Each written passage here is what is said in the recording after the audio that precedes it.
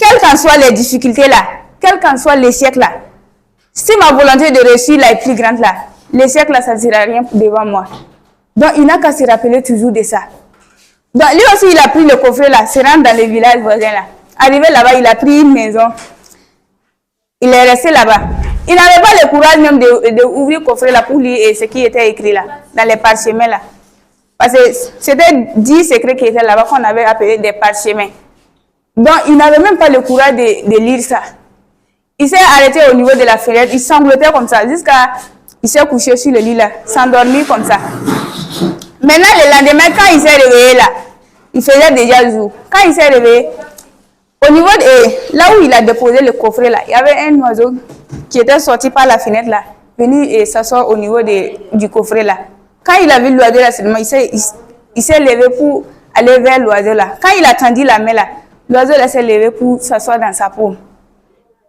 Mais maintenant, ce simple geste là l'a fait rappeler de ce que Patros lui avait dit. Que la défaite n'empiétira jamais sur moi si ma volonté de réussir prend vigoureusement le dessus.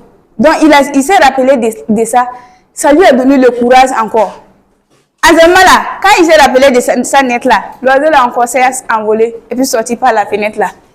À ce moment-là, il a ouvert le coffre là. Quand il a ouvert le coffre là, il a pris les premiers parchemins là pour lui. Dans les premiers parchemins, on parlait de quoi? On parlait de bonnes habitudes. C'est-à-dire dans la vie là, dans ton entourage, là où tu es là, tu dois toujours emprunter de bonnes habitudes. C'est-à-dire que tu te dis qu'aujourd'hui là, je dois changer. Ce que j'ai pris dans le passé là, ça appartient au passé. Tu regardes le présent maintenant. En ce moment, tu dois emprunter de bonnes habitudes. Tout ce qui est bon là, tu dois faire ça. Mais ce qui est mauvais là, tu dois te débarrasser de ça. C'est-à-dire dans le livre, on a dit quoi? Débarrasse-toi de ta vieille peau pour renaître à nouveau. Et puis dans cette renaissance nouvelle là, tu dois toujours emprunter de bonnes habitudes. Là où que tu te trouves. Donc c'est ça qui était le premier parchemin. C'est-à-dire le premier loi que le plus grand vendeur du monde a emprunté. Les bonnes habitudes. Les bonnes habitudes là, c'est-à-dire... C'est quelque chose qui est égal à notre premier principe ici. Avoir une attitude magnifique en permanence. Toujours l'attitude. Donc, travailler beaucoup avec ça. Maintenant, le deuxième, c'était quoi? Avoir l'amour de ton prochain. Que je vivrai chaque jour comme c'était la nouvelle. Quand tu te lèves le lendemain comme ça, il faut dire qu'aujourd'hui, c'est une nouvelle journée pour moi. Ce que tu as eu à faire hier là, ou soit ce qui t'est arrivé hier là, tu dois oublier ça. Aujourd'hui là, c'est une nouvelle journée pour moi, que je dois vivre nouvellement. Le passé là, tu dois oublier ça. Parce que pour avancer là, si toi tu te rappelles toujours de ce qui s'est passé, est-ce que tu vas pouvoir avancer? Tu vas toujours reculer. Le passé appartient au passé. Les gens sont en train de courir derrière le futur. Donc, c'est ça ce qui était le deuxième parchemin là. La deuxième loi pour être le plus grand vendeur du monde. Maintenant, troisièmement, c'était la persévérance. Toujours persévérer. La persévérance, c'est quoi? Quelles qu'en soient les difficultés là, il doit toujours chercher à aller très loin. Il doit toujours chercher à avancer. C'est ça qu'on appelle la persévérance. Que je persisterai tant que je n'aurai pas réussi. Je vais toujours persister jusqu'à ce que je vais réussir. Et puis dans la persévérance, tu ne peux pas persévérer sans réussir aussi. Si tu persévères là, tu vas voir facilement, tu auras des opportunités qui vont s'ouvrir à toi. Et puis facilement, toi aussi, tu vas pouvoir réussir dans ta vie. Donc c'est la parchemin là que Afid était en train de lire comme ça. Et puis le troisième parchemin, c'était persister. Je persisterai tant que je n'aurai pas réussi. Je vais toujours persister. Et puis le quatrième parchemin maintenant, c'était quoi? Que je vivrai chaque jour comme si c'était la nouvelle. Chaque jour qui vient là, tu te dis que ça c'est une nouvelle opportunité pour toi. Pour vivre ta vie encore. Je vivrai chaque jour comme si c'était la nouvelle. Dans la vie là, un certain moment donné de la vie là, toi-même tu vas te retrouver dans des situations. Tu te demandes là, est-ce que moi-même je ne vais pas abandonner? Est-ce que je ne vais pas laisser comme ça? Que moi-même je suis fatiguée.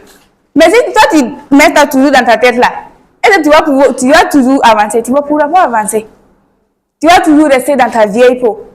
Mais si tu cherches à renaître nouveau là, à te dire que chaque jour c'est une nouvelle opportunité pour toi là, tu vas voir que facilement tu vas pouvoir avancer aussi. C'est ça la vie. Et puis c'est le principe que les plus grands vendeurs du monde aussi travaillent avec. Je vivrai chaque jour comme si c'était la nouvelle. Vivre toujours avec ça. N'importe où tu te trouves, même si ce n'est pas ici. C'est-à-dire le livre là même là, c'est même chose, c'est tout à fait pareil avec notre activité. Il n'y a même pas de différence. C'est ce que nous on fait ici là, qui était écrit dans les livres là. Mais il y a des gens qui se disent que c'est une activité qui est très compliquée. Mais c'est la même chose, terre à terre même. Quand tu prends le livre là, toi-même tu lis là, à un certain moment là, il y a des choses que tu rencontres sur le terrain là, qui se trouvent dans les livres là. Quand il parlait qu'il y a des gens qui ferment la porte au nez là, ça ne vous arrive pas ici. Quand tu sors sur le terrain, tu tapes certaines portes là, la personne sort, il te regarde comme ça, il prend en bas jusqu'en haut là, il ferme sa porte et puis il rentre. Ça t'arrive non? Et les gens aussi, ils vont ouvrir la porte là.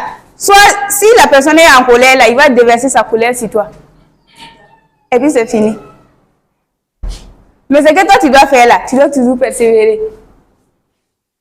Parce que c'est toi qui veux réussir, c'est toi qui tu veux réussir dans ta vie. Tu ne dois pas regarder ce que ils vont te dire là.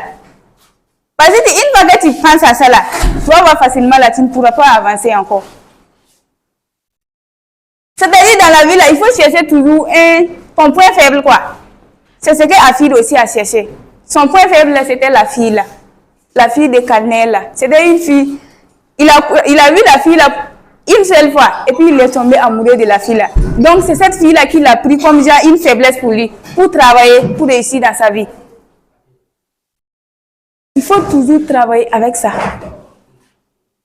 N'importe où tu te trouves là, toi aussi tu dois appliquer ça. Tu vas voir facilement, tu vas pouvoir réussir dans ta vie. Parce que c'est la vie là même qui est basée sur ça. À un certain moment donné, si toi devais toujours penser au passé là, alors que tu sais que ce qui est déjà passé, ça c'est passé, ça appartient au passé. Ça ne va pas revenir encore. Ce qui est là maintenant là, c'est le futur là. C'est de chercher à être meilleur demain. C'est de chercher comment tu vas te débrouiller pour réussir ton futur. Mais si toi tu prends tout ton temps à penser toujours à ce qui s'est passé, tu vas faire comment? Tu ne pourras pas réussir. Et puis maintenant, le cinquième principe nous dit quoi? Que je suis le plus grand miracle de la nature. Je suis le plus grand miracle de la nature, ça c'est quoi? Parce que tu te dis que toi, tu es dans la vie là, on dit les êtres humains sont semblables. Nous sommes des frères, mais on n'est jamais pareil. Parce que Afid dit que quoi? Que lui, il est né. Il n'y a pas cette personne qui est dans cette ville encore là, qui a la tête pareille comme pour lui. Les yeux pareils, les nez pareils. Non, il n'y a pas cette personne. Genre, il n'y a pas cette personne genre, qui parle comme moi, ou soit qui s'exprime comme moi, ou soit qui a les mêmes pensées comme moi. Nous sommes tous différents, mais nous sommes tous des êtres humains. Nous sommes des frères, des sœurs, mais on n'est pas pareil. Donc, si tu te dis ça là, tu vas dire que toi aussi tu es né pour accomplir une certaine chose dans la vie. Donc, si tu penses à ça là, tu vas voir facilement là, tu auras le courage encore d'avancer. Parce que toi, tu te dis que moi et puis lui là, on est égal là. On doit être au même niveau là. Alors que toi-même, tu sais que toi et puis lui là, vous n'êtes pas pareil. C'est vrai, vous êtes des êtres humains, mais vous n'êtes pas pareil. Vous n'êtes pas pareil. D'ailleurs, même ce que lui veut là, c'est pas égal à ce que toi tu veux. Que je suis le plus grand miracle de la nature. Je suis unique à mon genre. Il n'y a pas une autre personne pareille que moi. Je suis unique. Donc, c'est ce que tu dois te dire à un certain moment donné. te dis que toi tu es unique, il n'y a pas cette personne qui est pareille à toi. Donc toi aussi tu dois travailler pour accomplir ta mission dans la vie. Et toi aussi tu es venu pour une mission.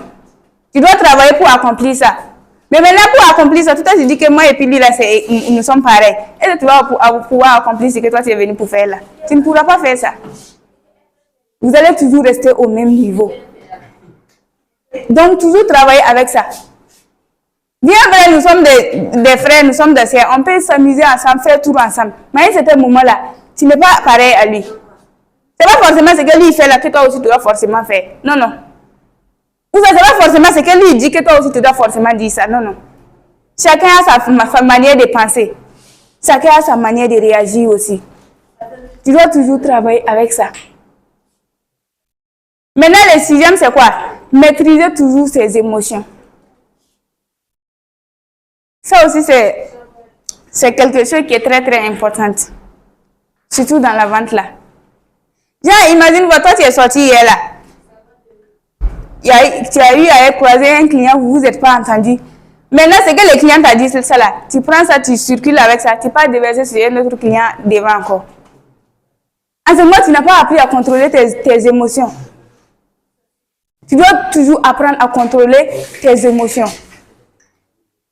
Tes émotions là, ton humeur là, tu dois toujours apprendre à contrôler ça.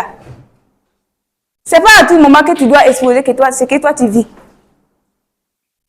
C'est souvent quand moi je lis les livres là, comme je dis là, c'est pareil à notre activité là. Souvent on nous dit pas, souvent les managers aiment nous dire quoi?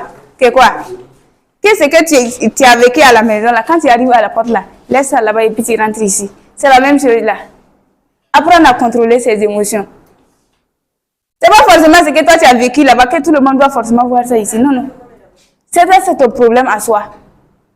C'est toi qui dois gérer ça personnellement. Donc tu ne dois pas exposer ça aux autres.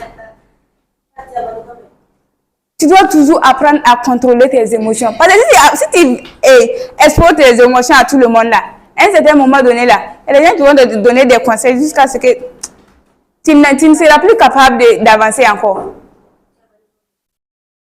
Un être humain aussi là, c'est quelqu'un qui tu dois toujours apprendre à contrôler tes émotions. À un certain moment donné là, savoir que ce qui m'est arrivé hier là, ça c'est déjà passé. Maintenant, si toi tu penses toujours à ça là, ça va toujours affecter ton avenir là. Ça affecte toujours le présent. Imagine à la maison quelque chose t'est arrivé là-bas. Toi tu prends toujours ça dans ta tête et puis tu viens ici. Et ta journée là, quand tu regardes ta journée de ces jours là, et puis les autres jours là, c'est pareil. Ça ne sera pas pareil. Parce que ce qui est dans ta tête là, tant que ça n'est pas sorti dedans là, tu ne peux pas travailler. Parce qu'il y a quelque chose qui te traumatise. Mais si tu prends ça, tu laisses ça de côté et puis tu avances là, tu vas voir forcément donner là. Toi-même, les problèmes vont te fuir. Toi-même, tu seras à l'aise. Mais si tu apprends toujours à exposer tes émotions, là où tu te trouves là, tout le monde va sentir que toi, tu as eu un problème là. Ça aussi, ce n'est pas intéressant. Tu vas voir, il y a des gens même qui vont te dire là, en ce moment là, ils vont te dire que lui là, il faut le laisser là-bas. Que ce sont comme ça. Alors que ça aussi, c'est pas bon. Donc, ces émotions-là, ce que toi, tu as vécu là, ça, c'est personnel. C'est pas tout le monde qui doit connaître ça. Donc, quand tu marches en ce moment-là, tu dois te dire que ce que moi j'ai aujourd'hui là, lui là, il ne devait pas savoir ça. Parce que vous n'êtes pas pareil. Si une fois que tu te dis que vous n'êtes pas pareil là, moi je suis unie à mon genre là, forcément là, tes problèmes là, tu dois les garder pour soi-même. Tu ne dois pas exposer à tout le monde. Tu dois apprendre à te maîtriser. Même à un moment, ce n'est pas les problèmes, dans la colère aussi. Tu peux arriver devant un client, à un certain moment, toi-même tu regardes la façon là même c'est de te provoquer. Il faut prendre ton calme. Tu l'écoutes attentivement et puis tu continues son chemin. Même s'il t'incite là, ça ne sera pas écrit sur toi que quelqu'un t'a insulté ici. Non, non. Ça ne sera pas écrit sur toi. Et puis tu vas continuer d'avancer. Mais si toi tu prends ça, tu mets dans ta tête là, ça va affecter celui que tu vas aller croiser devant là. Et ça va t'arranger, ça ne va pas t'arranger. Mais si tu prends ça, tu laisses de côté et puis tu avances là, tu vas voir facilement, toi-même tu auras le courage d'avancer. Tu auras la force même de continuer. Apprenez toujours à maîtriser vos émotions. Si tu apprends à maîtriser tes émotions, tu vas voir facilement toi-même, tu seras à l'aise. Maintenant,